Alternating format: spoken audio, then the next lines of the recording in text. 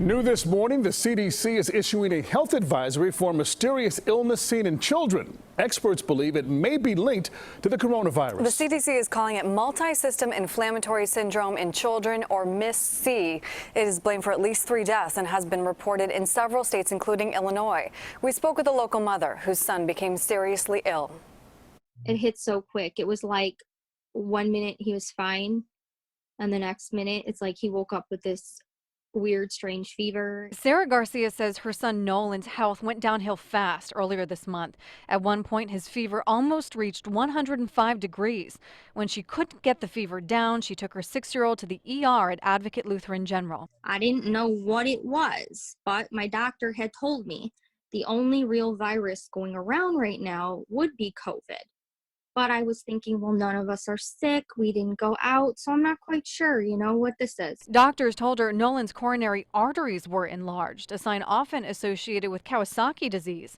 Hours later, Nolan tested positive for COVID-19, but often kids with the same symptoms are not testing positive. It wasn't typical what you're thinking COVID symptoms. It wasn't a cough. He was not having a hard time breathing. Nolan is one of more than 130 reported cases of pediatric multi-system inflammatory syndrome in the U.S. Hospitals in 11 states and D.C. say they have treated patients. Symptoms generally include a stubborn high fever and several others. Some GI symptoms, there's usually some mouth lesions. You can have swelling and rashes. And then conjunctival injection where the whites of the eyes get red, but there isn't discharge or tearing.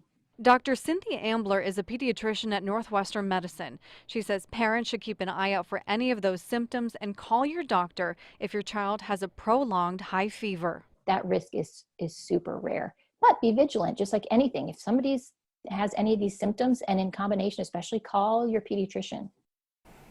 Now is not the time for people to avoid the hospital. Kids can get sick quickly with this illness, so if you notice any of those symptoms, the hospital is your best resource to help them get better. Meanwhile, a team of Illinois doctors along with specialists in Kawasaki disease met to discuss the condition and strategize an effort to better track the cases. And as we said, the CDC is asking doctors to report and track any current or prior cases that may have met that MIS-C criteria.